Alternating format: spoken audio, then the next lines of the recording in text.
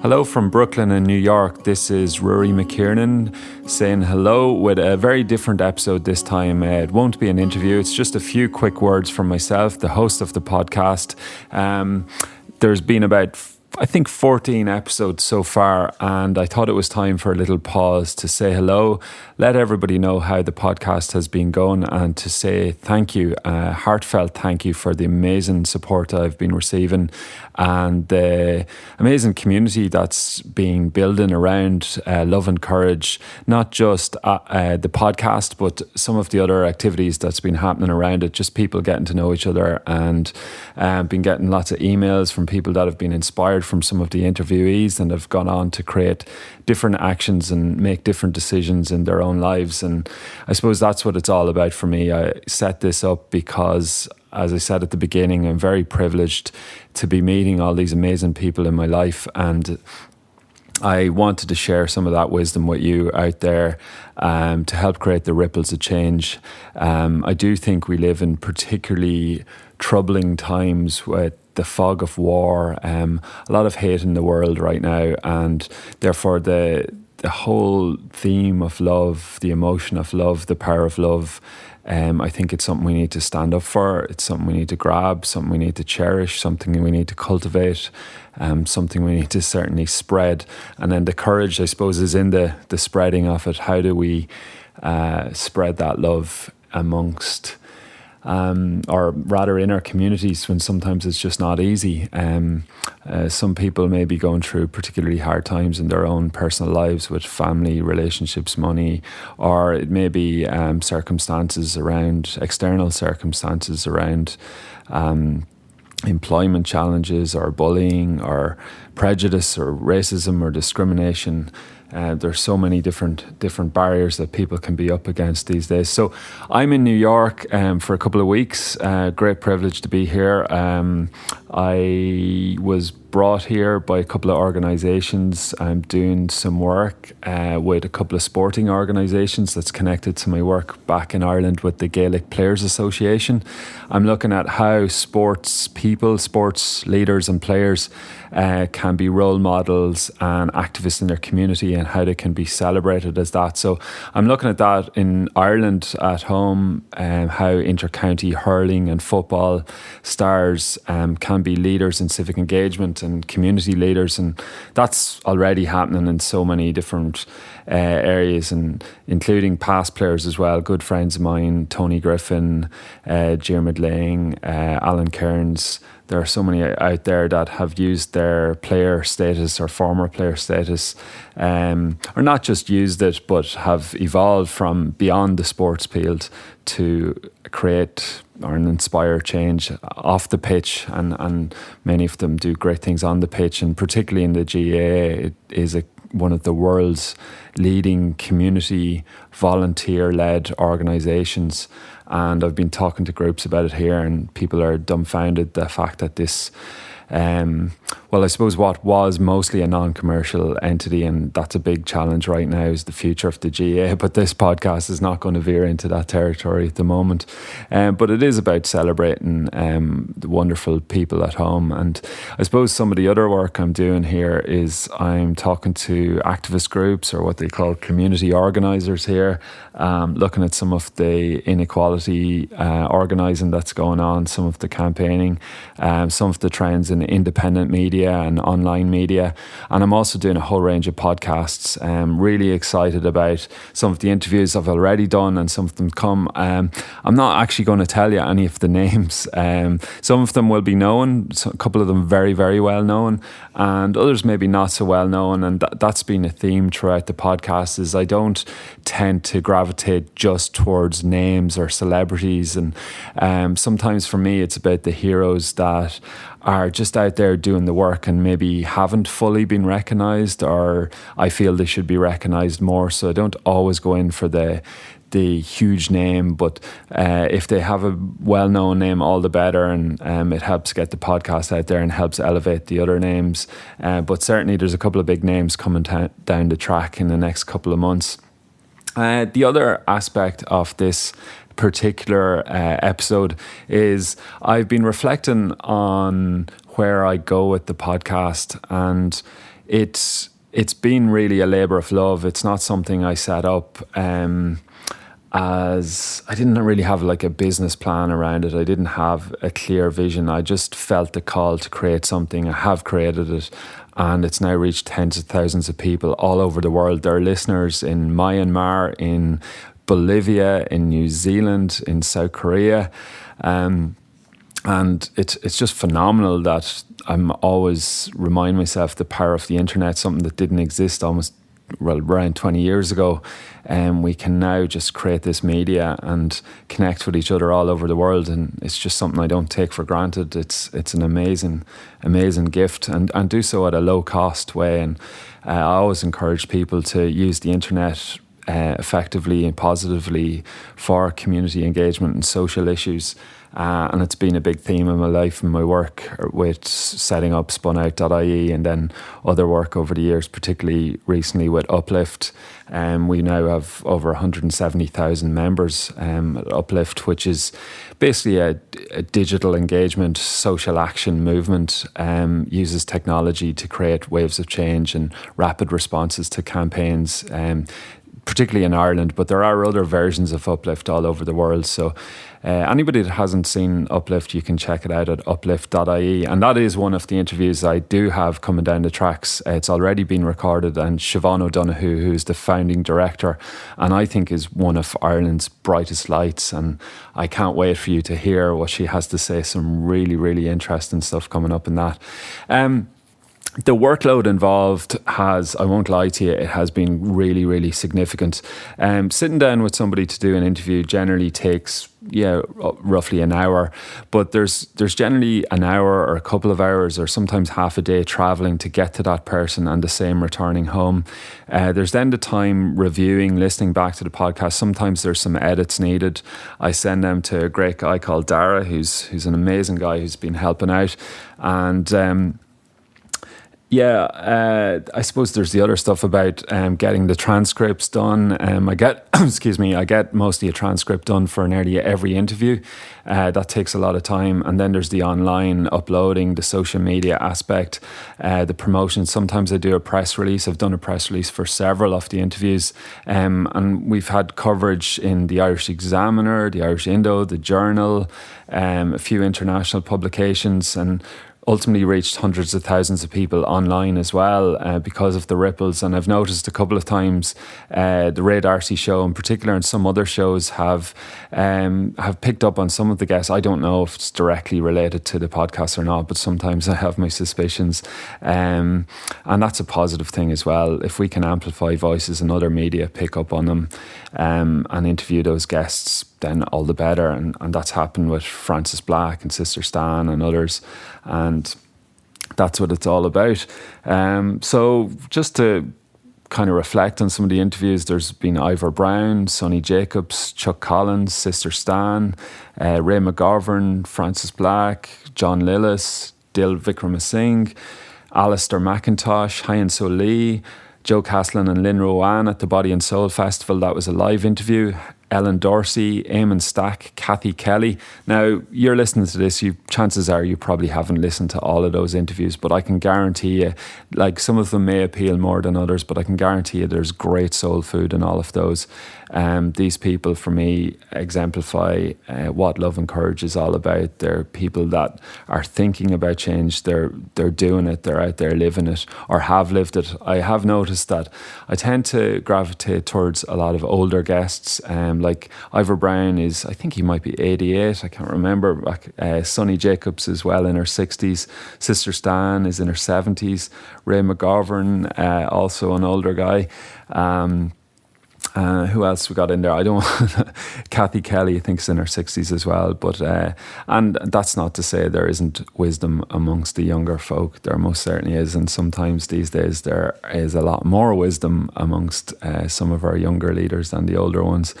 And for me, it's about that intergenerational connection, and I love to get young people and older people together as well, and to connect the ideas and connect the energy of wisdom and the energy of youth, or the wisdom of age, maybe is what I'm trying to say. Yeah, so again, this is a bit of a reflective few minutes, this particular episode. I'm rambling a little because I suppose this is just coming to me fresh and raw, what is on my mind right now. And as I said, it is a pause. Because the workload in particular, I think roughly I've been putting a day a week into this, and usually it is a Saturday, and it's a Saturday right now as I'm recording this. Generally, it can take up a full day, and one of the challenges I've had over the years is a tendency to burn out and to overcommit, to not say no to things, to take on new campaigns, new projects.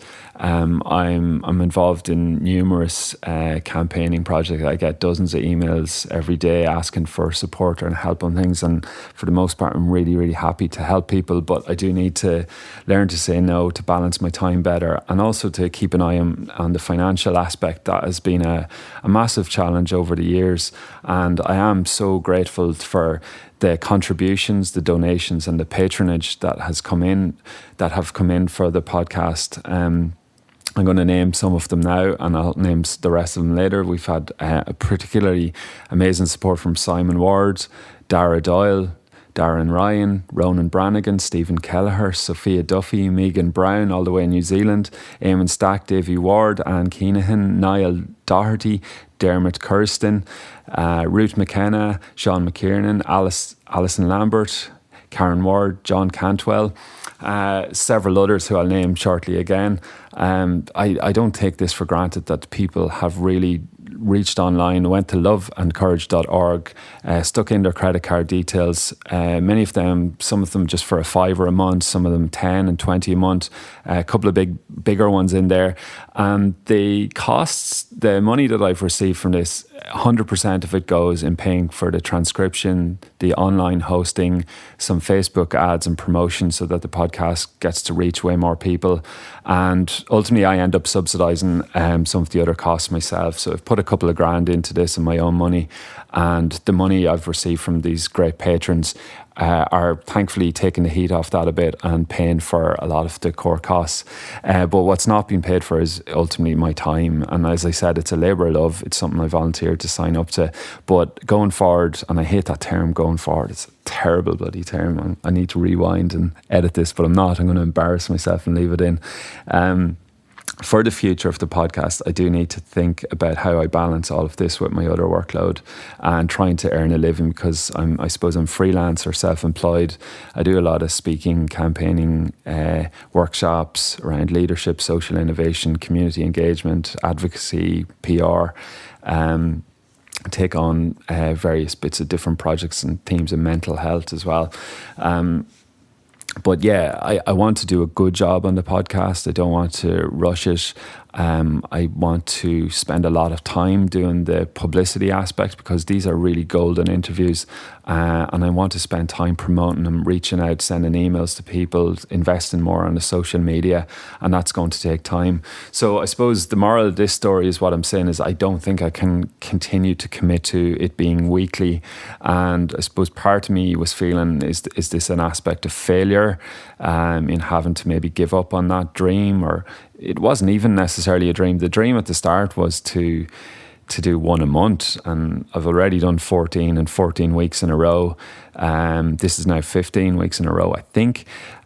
So I don't think there's any necessarily any failure in this, but I think, this is ultimately something we all deal with. You set up expectations for yourself, and what happens, or what will people think if you don't reach them. A lot of it's all nonsense in my own head, but I now see the huge potential of the podcast. I've had amazing feedback from people, and I want to continue it, and I want to honour the support and interest of people like you that are spending valuable time out of your week to listen to this.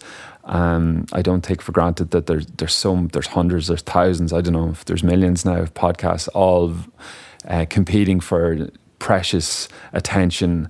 And I feel particularly honoured that you spend that time with me. Listen, well, not really with me, but with me and the guests, and I want to make sure that I give you the really great guests and that I spend time researching and preparing for those interviews well, so that I ask good questions, I'm fully present with the interviews, and mostly that I don't end up resenting this as a project, that this continues to be a labour of love. So I'm going to think about how I can sustain it, and realistically it may be 1 per month now, or it may be 2 per month, and I may go for 3 per month, and I may end up going back to 4 per month. So I'm asking you to just roll with me, to be patient, to don't leave me. I suppose that's probably my biggest fear, is that some people are now used to checking in on a Sunday or a Monday, downloading a podcast, having it on their commute or wherever that you might listen to it, on the beach or a walk in the park, in the car. And you might get used to that. And now, if I don't publish every Sunday, you'll check back in and you'll go off onto some other podcast, and maybe that's fine as well. Because look, there should be no attachment to this. It'll travel where it needs to travel, and I'm fully confident of that. Particularly when you hear some of the amazing guests that are coming up, you're going to want to come back for more. I know you are, and I'm also open to any feedback you have in terms of how you find it, like the good, what do you like about it, what's positive about it, but also what might need tweaking. Have had feedbacks is suggesting I change this or change that. Now, I don't necessarily agree with it at all, but I'm open to any ideas that you have, and you don't need to feel that you might hurt my feelings or anything like that. But I also want the positives as well, because it does. I know that it's out there reaching many thousands of people, and I don't always hear from those people, and mostly I don't hear from them. And I shouldn't necessarily need the positive affirmation, but it always helps. We're all human, and we all like to hear good feedback as well. So you can get me on social media. Ruairí McKiernan, Hitching for Hope is the Facebook page, at Love and Courage, and at Ruairí McKiernan on Twitter. And probably the easiest thing to remember would be email podcast@loveandcourage.org. That's podcast@loveandcourage.org. And if you haven't signed up for the email list, I'm sending out emails maybe roughly once a month now.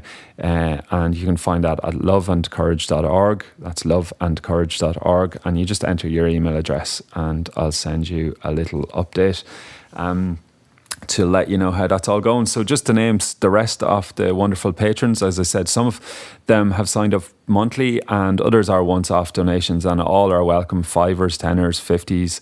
If you want to give me £1,000, that'd be fantastic. But there's really no pressure. And there's other ways to support as well. You can support by spreading the word. You can support by maybe donating other types of support. If you have access to advertising, for instance, or volunteering particular skills. But also in my other work, I often need and benefit from people give me access to concert tickets or whatever, and because I don't necessarily earn a huge amount of money, all of those things can really come in useful. And particularly now, even in New York, a wonderful woman called Lisa Tierney-Keogh has allowed myself and Susan to stay in her wonderful home as she's away elsewhere. So I benefit in so many other ways like that, and access our time to retreat, to spend time writing, working in other countries, in other people's homes or apartments, particularly if there's sunshine involved. I'm all about that. That really is appreciated as well. And so, some of those other patrons, Alison Lambert, Karen Ward, John Cantwell. Maybe I've already mentioned these. I don't know. Maybe they're worth a mention again. Alison Lambert, Karen Ward, John Cantwell, Dolores Whelan, Sinead Keaveney, Lisa Patton, Sarah Winston, John Lillis, Lynn Boylan, Fiona O'Brien, Dara Keenahan, Francis Black, Jim McKiernan, Owen Murray, and Emer Cuivna. I'm going to struggle with my Gaeilge and my Irish. Emer Cuivnach. Cuivnach. I'm so sorry about that, Emer. And there's a few anonymous donors as well, and that's mind-blowing, people just donating. And if you're one of those, or if you're one of those listed, I have my hand on my heart right now. You can't see it, and it's genuinely full of gratitude and appreciation for you making the time and effort to donate to this project that it's not really necessarily about helping me, it's about helping all of those that are listening out there to provide soul food for the nation, or rather the planet, because there's people now listening all over the world. I think the last time I checked, maybe 85% of listeners, I need to double check that, 85% or thereabouts are in Ireland. And as I said, we have Bolivia and Myanmar, which used to be known as Burma. They come up a lot, as does Australia and the UK, Canada. But it's great to see Italy and Portugal and different non-English speaking countries popping up in there as well. So back to those interviews, if you haven't heard Eamon Stack or John Lillis, Ray McGovern, Sister Stan, please consider checking out the archives. If you're an iTunes user, remember to click subscribe on your app, because that helps iTunes rank it and get it seen. And there's a thing called rating as well, and review. Many of you have done this already. If you click 1, 2, 3, 4, 5-star review, or rating rather, and put in a review, just say, really love the podcast, or a few words about it if you feel so inclined, that'd be amazing. And that's mainly just for people who use iPhones or the iTunes program. And then those of you listening through SoundCloud or YouTube or Podcast Addict or Stitcher, obviously subscriptions and reviews there, where relevant, are really useful. And mainly just if you take 5 minutes to spread it on Facebook or mention it to a friend, if you like it, of course, that's really appreciated again. So what is next? As I said, I have a few pre-records in the bag. Haven't necessarily caught up with all the editing and transcription work involved yet, and I'm doing numerous interviews here in New York. And I'm going to be meeting up with my good friend Chuck Collins next week up in Boston. Chuck is one of the interviewees on the podcast. Amazing, actually one of the most beautiful human beings I've ever met. Inherited a fortune when he was a young man and ended up giving it all away. A significant fortune, enough that he would never have to work another day in his life. And he gave it all away. If you just think about that for a minute. And for me, Chuck embodies that whole notion of walking the talk, because there's a lot of people talking the talk at the moment, and talking negative talk or talking good talk, but particularly when it concerns this notion of what Gandhi talked about, be the change you want to see in the world. If you're talking about healthy lifestyles, or you're talking about peace on earth, or you're talking about gender equality or economic equality or the homeless crisis, there's no climate change. Are you, or am I, or are we together actually walking that talk? Are we doing all we can to not just live out the values that we have, but also to lead on those values? Because like, I look to a lot of these people I've interviewed for leadership, and I look elsewhere for leadership, but it comes back to that, and maybe it is a bit of a cliche to say, but the leaders are us. And it's like, we can't just keep waiting for these other people to emerge on, to kind of ride in on a white shining horse. The leadership, as I see it, and all these people who have been interviewed became leaders because they were simply an average person having an average life in some sense, or else circumstances happened to them, or they were catapulted into either opportunity or a distress or situation, but they reacted in such a way that they had the courage to create something really special in their lives, but not just for themselves, but for others, so that we may grow and benefit as a result. And that's what I'm asking you to do. That's the challenge I have for myself, is how do we push ourselves forward and not just settle for the mundane? How do we really remember that life is short, life is very precious, and we push ourselves, but not push ourselves, which I do sometimes, to the point of burnout and exhaustion, and but push ourselves to try new things, to speak out a bit more, to organise that meeting or fundraiser, to create that campaign, to stand up against abuse or injustice. And that might be in your own life or in a relationship, because we don't deserve to live small lives. And it's that whole notion of, shining your own light. And the more of us that do that, then it has a multiplier effect. It has a butterfly effect, whereby it ripples out across across the world. And that's how we create change, through ripples, and that's how movements are created. So Love and Courage is a movement, a very, it's a small movement within bigger movements. And that's how we're going to spread the love, spread the courage, spread justice in the world, by just getting out and doing it, and not buying into one narrative that is the Donald Trump type narrative, that is a fear-based narrative, a negative view on the world, that is appealing to the lowest common denominator. Throughout history, again, the likes of Mandela's, or in Ireland, the Sister Stans and others have just stood up for what is right, and it's a very simple thing. And many of you listening are already doing this, so I'm preaching to the converted, and maybe it's getting time to wrap up this little episode. So what else is there to say? Yeah, I've mentioned my gratitude already a few times, and I just want to restate that. I want to say thanks to all the guests who've been interviewed, all those that have helped me in so many different ways, all the patrons in particular. Hopefully I have you all listed on loveandcourage.org. I appeal to those of you that have been regular listeners to support in whatever way you can. And also just to say, like, as I sit here in New York, I can see the racial divisions. The other day there was a white supremacist march down in Virginia. There's the threats around North Korea and nuclear war.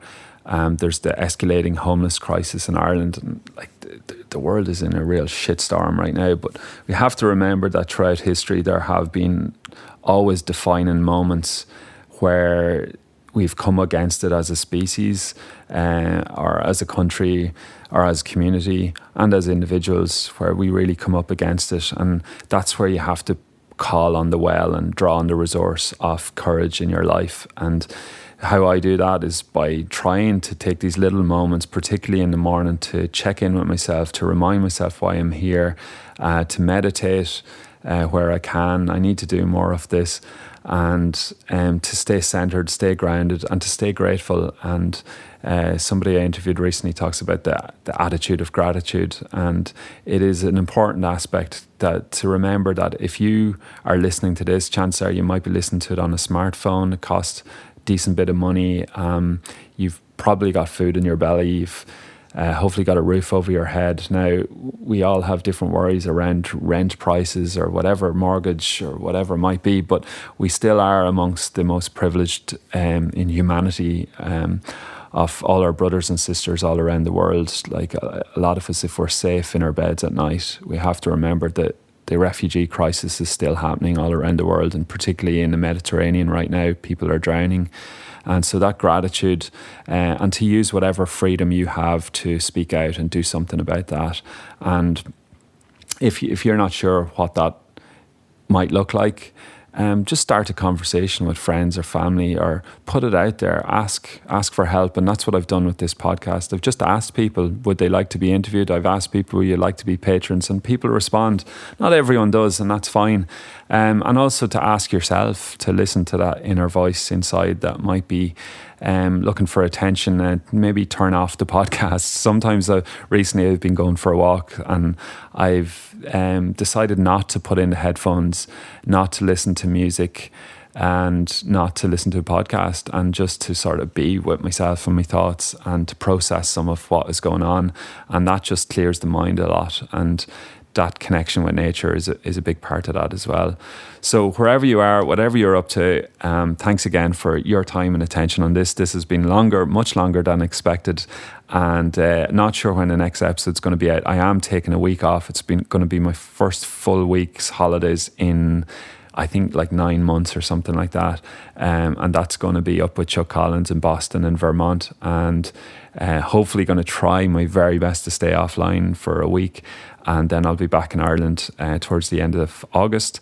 And really excited about getting the next podcast up, seeing where this all goes, and hearing some of your feedback on social media. Send me a direct message or private message or email podcast@loveandcourage.org, podcast@loveandcourage.org.